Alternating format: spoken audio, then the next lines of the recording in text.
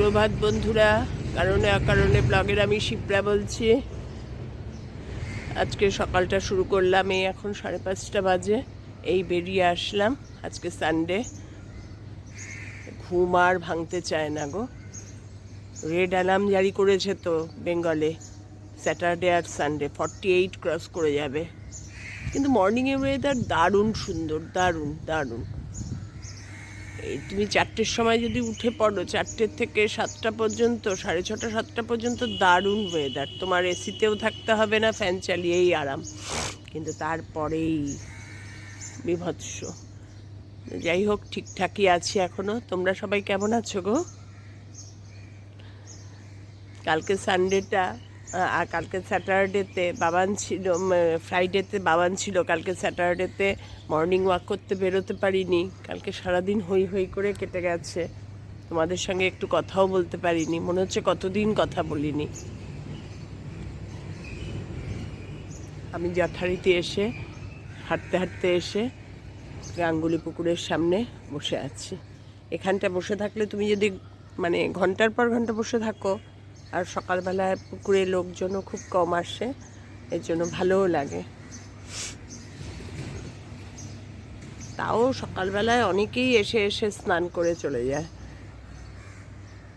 আমি একটু জলটায় হাত দিলাম গিয়ে, জলটা একদম গরম।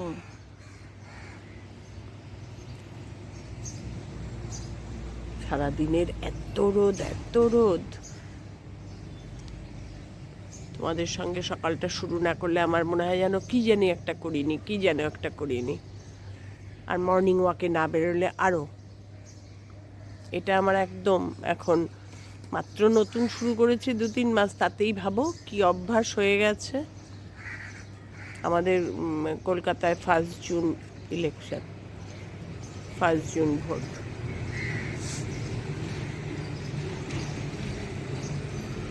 চারদিকে ভোটের খুব হই হই। এই গরমের মধ্যে, রোদের মধ্যেও চলছে প্রচার ভোটের। বাবা, হই হই একবারে। কলকাতা জানোই একটু বেশি হুজুকে শহর। ঠিক আছে, দেখতে থাকো। একটু হাঁটবো, কর্তা এখনো আসছে। আমি আগে আগে এসে বলে, তুমি কি গাঙ্গুলি পুকুর যাওয়ার নেশা হয়ে গেল? আমরা হ্যাঁ। এখন মনে হয় যদি একটু 1-2টো ডুব মেরে যেতে পারতাম তাহলে আরো বেশি আনন্দ লাগতো। ঠিক আছে, দেখতে থাকো, আমিও বসে থাকি একটু। এখন বাজে 6টা। তার অ্যাটমসফিয়ার দেখো, রাস্তাঘাট গাড়ি ঘোড়া ভর্তি। আর শীতকাল হলে এই সময় ফাঁকা।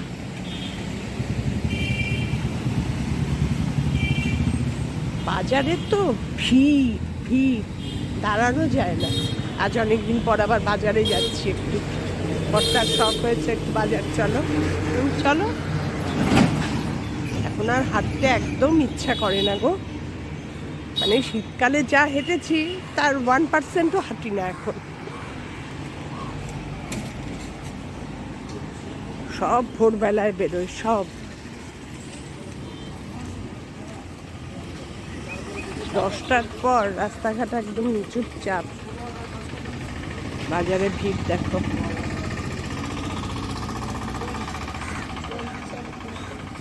সূর্য ঠাকুরকেও দেখা যাচ্ছে বাজারের ফাঁক থেকে। এটা বাইপাসের রাস্তা। এই মোড়টা হচ্ছে সাপুইপাড়ার মোড়। এখানে এই বাজারটা খুব বড় হয়, বড় বসে।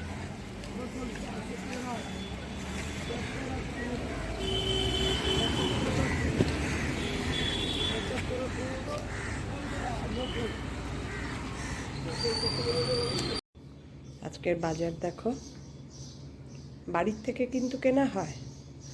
সেও এসে কাকু কাকু করে ডাকতে থাকে। আবার একটু বাজারে চলো, আজকে যাই। লাউ, পটল, সব জিনিসগুলো দেখো শুকিয়ে যাচ্ছে না। একটু টমেটো আর এই ডাঁটা। কী যে রান্না করব জানি না। আজকে বাজার ভাবো, এই 6:30 বাড়ি ঢুকলাম, 5:30টায় বেরিয়ে। বাজার করে, বাজার দেখলেই আমার ভয় লাগে, রান্না তো করতে হবে। শীতকালে খুব আনন্দ লাগছিল, রান্না রান্না রান্না, আর এখন গরমকাল, ব্যাস যার যেটা অভ্যাস নেই, করছি না।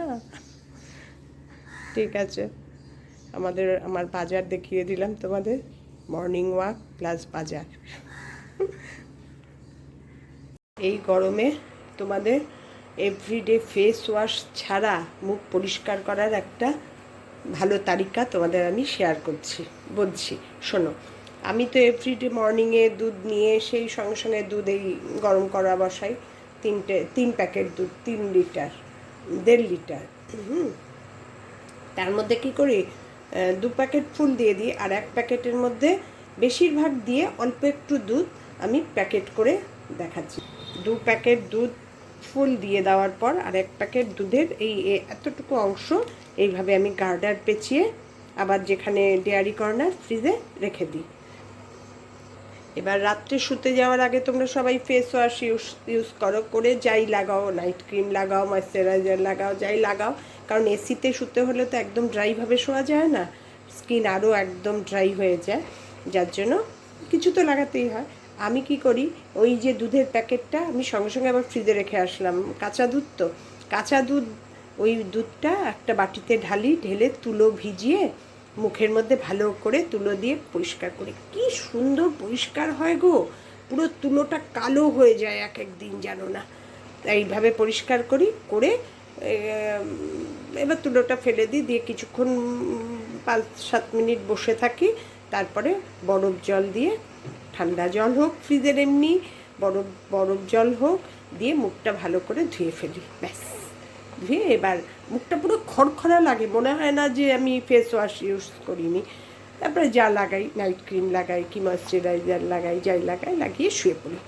এটা এভরিডে যদি করতে পারো, আর দুধটা কাঁচা দুধ রাখতে হবে, কিন্তু জাল দেওয়া দুধ হলে, ঠান্ডা হলে হবে, কিন্তু কাঁচা দুধটা বেশি এফেক্টিভ। এইভাবে করো, দেখবে দারুণ মুখ পরিষ্কার হয় আর দারুণ ফ্রেশ লাগে। আমি এটা কদিন ধরেই ভাবছি তোমাদের বলবো, আমি এভরিডে করি তো, শীতকালেও আমি করি। আমি সবসময় রাত্রে শুতে যাওয়ার আগে দুধ একটু এরমভাবে রাবার ব্যান্ড পেঁচিয়ে রেখে দিই, কাঁচা দুধটা দিয়েই করি আমি, করে তুলো ভিজিয়ে পরিষ্কার করে, শীতকালে আর বরফ জল দিয়ে করি না, গরমকালে বরফ জলে, শীতকালে এমনি জল, ট্যাঙ্কের জল কল খুলে মুখ ধুয়ে যা লাগানোর লাগিয়ে শুয়ে পড়ি। এটা যদি করতে পারো খুব ভালো, করো। আমি যাই জানি তোমাদের একটু বলি, এই এখন আমার দই পাতা সব রেডি হচ্ছে, দুধটা ভালো করে ফুটিয়ে রেখে দেবো, তারপরে দই পাতবো। 1-1.5 ঘন্টা পরে স্নান করে এসে দইটা পাতবো। ঠিক আছে, কীভাবে দই পাতি তার ট্রিক্সটা আজকে আমি শুরু থেকেই দেখাচ্ছি। দুধটা প্রথমে ভালো করে ফুটিয়ে নিলাম, ফুটিয়ে এইভাবে ঝুড়ি দিয়ে ঢাকা দিয়ে রেখে দেব। এবার আমি 1 ঘন্টা আমার রান্না করতে লাগবে, রান্না করে স্নান করে এসে দইটা বসিয়ে মাইক্রোওয়েভে ঢুকিয়ে দেবো। এবার এই করতে করতে 8টা 8:30 হয়ে যায়, তারপরে বের করি 12:30 পৌনে 1টা, ব্যাস একদম দই। এই যা গরম, এতে এইটুকু টাইম এনাফ ইজ এনাফ। কারণ এই কারণে বলছি, কারণ দইটা এখন সবাই খাচ্ছে, সবাই। এই ট্রিক্সটা অনেকে জানে না, তার জন্যই আমি বারবার করে বলছি। আর আমার ননদেরও দই ঠিক বসে না, ওর বাড়িতে গিয়ে আমি একবার দই বসিয়ে দিয়ে এসেছি, ভালো বসেছে, আবার ও বসাতে পারছে না। সেই জন্যই এই দই বসাতে হলে দুমদাম বসালে কিন্তু হবে না, কয়েকটা ট্রিক্স না ফলো করলে দই ভালো বসবে না। সে বসবে কোনো মতো, কিন্তু একদম কেটে কেটে খাওয়ার মতন দই এত সুন্দর বসবে না। 1 ফোঁটাও জল দেবে না এই দুধের মধ্যে, খুব ভালো করে 2-3 বার উতলাবে, ফুটিয়ে এইভাবে ঝুড়ি দিয়ে ঢেকে রেখে দেবে। ঝুড়ি দিয়ে ঢাকলে কি হয়, এখন যা গরম, ঠান্ডা হতে বেশিক্ষণ লাগে না, 1 ঘন্টার মধ্যে মোটামুটি প্রয়োজন মতো ঠান্ডাটা হয়ে যায়। এইভাবে তোমরা দই পেতো, খুব ভালো দই বসে, খুব ভালো। আমি কিভাবে দই পাতি তোমাদের আজকে ডিটেলসে দেখাচ্ছি প্রথম থেকেই। হ্যাঁ, এবার দুধটা আমি ঝুড়ি দিয়ে ঢাকা দিয়ে রেখে গেছিলাম, আমি জাস্ট স্নান করে আসলাম। এবার আঙুল দিয়ে দেখছি, হ্যাঁ গরমটা আমি নিতে পারছি। এবার এই দুধেই আমার দই বসাতে হবে। কিভাবে বসাচ্ছি দেখো। প্রথমে মাইক্রোওভেন প্রুফ 4টে বাটি নিয়ে নিয়েছি, আমি 4 বাটি বসাবো একবারে। কারণ আমার মাইক্রোতে 4টে বাটিই ধরে।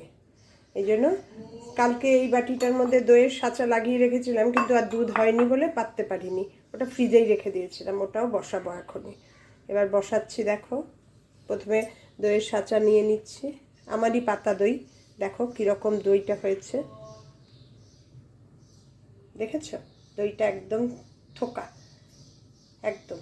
এইভাবে সাঁচা, এইভাবে আমি সাঁচা নিচ্ছি, রাখছি, আবার সাঁচা নিচ্ছি। আর যেটা কালকে ছিল সেটাতেও একটু দিচ্ছি, কারণ ওটা শুকিয়ে গেছে ফ্রিজে রাখাতে। এবার ওগুলো ভালো করে মিক্সিং করব। দেখো, একটু ঘোরালে হবে না, একদম দইটা পুরো কোনো দানা দানা থাকবে না, একদম বসে যাবে পুরো দইটা।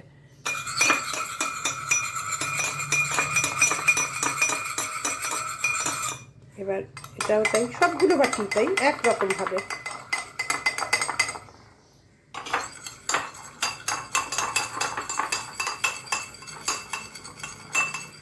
তো পরপর ট্রিক্সগুলো মেনটেন করতে হবে, তা না হলে কিন্তু দই ভালো বসবে না। এবার দুধটা ঢেলে দেব।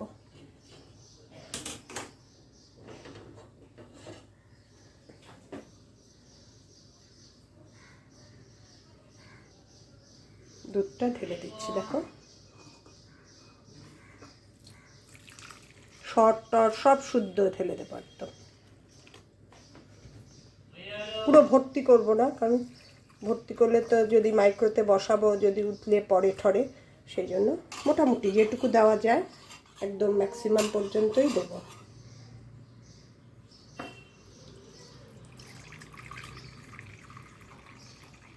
এই ট্রিক্সে যদি দই বসাও বাড়িতে, দারুণ দই বসবে, দারুণ।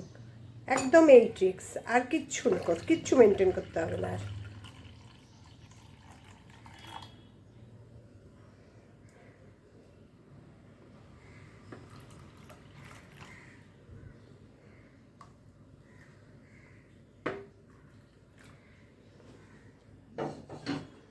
এবার ঝুড়ি দিয়ে ঢেকে রেখে দিয়ে ঠান্ডা হয়ে গেলে ফ্রিজে ঢুকিয়ে দেবো দুধটা। এবার ভালো করে নাড়াতে হবে, না নাড়ালে কিন্তু সব জায়গায় সমানভাবে যাবে না। দইয়ের সাঁচাটা জল জল টাইপের হয়ে যাবে এক এক জায়গায়।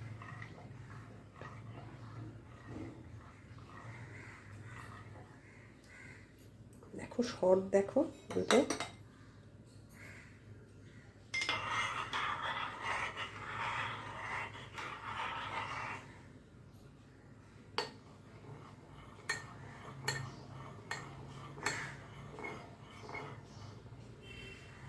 এবার মাইক্রোতে ঢুকিয়ে দেব।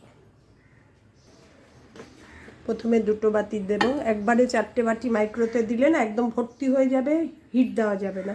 এজন্য প্রথমে 2টো বাটি ঢোকাবো, ঢুকিয়ে হিট দিয়ে নেব, চালিয়ে নেব মাইক্রোটা, তারপরে বের করে আবার 2টো বাটি দিয়ে লাস্টে একবারে 4টে বাটি ঢুকিয়ে বন্ধ করে রেখে দেবো। এই 2টো বাটি দিলাম, দিয়ে একবারে 1 মিনিট দেবো না, 30 সেকেন্ড করে দেবো। যদি উতলে ওঠে 30 সেকেন্ডে ঘুরিয়ে দিলাম, হচ্ছে। আবার অফ হয়ে গেলে আবার 30 সেকেন্ডে দেবো, দিয়ে এই 2টো বাটি নামিয়ে রাখবো, নামিয়ে আবার ওই 2টো বাটি দেবো, দিয়ে আবার এরকম 30 সেকেন্ড করে 1 মিনিট করে তারপরে 4টে বাটি একসঙ্গে ঢুকিয়ে রেখে দেবো। ব্যাস হয়ে গেল আমার দই পাতা। এইভাবে তোমরা যদি দই পাতো, দেখবে দারুণ দই বসে। এই গরমের দিনে দই ছাড়া বাঁচতে পারবে না। তাই তোমাদের ডিটেলসে দেখালাম, সেদিন দেখিয়েছি আমি কিভাবে দই পাতি।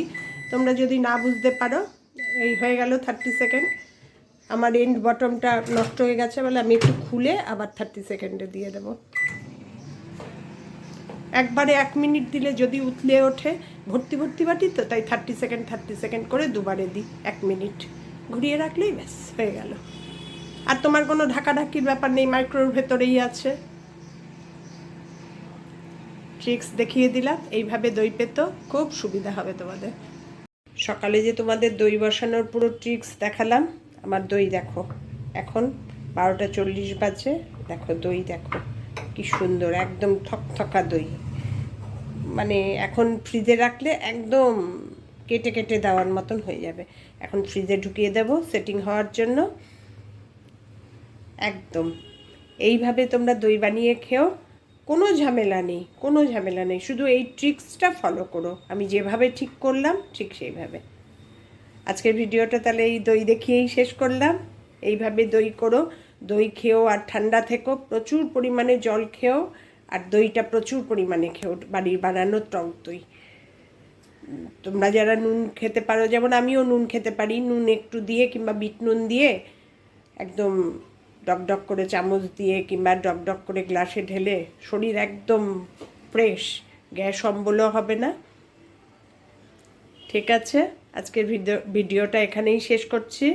তোমাদের সবার ভালো লেগে থাকলে লাইক করে দিও আর প্রচুর প্রচুর শেয়ার করে দিও, যাতে আমার ভিডিওটা অনেকেই দেখতে পারে। আর আমার চ্যানেলটাকে সাবস্ক্রাইব করে নিও। তোমরা সবাই ভালো থেকো, সুস্থ থেকো, সাবধানে থেকো। আবার দেখা হবে নতুন ভিডিও নিয়ে, নতুন দিন, নতুন কিছু শেখাবো তোমাদের। টাটা।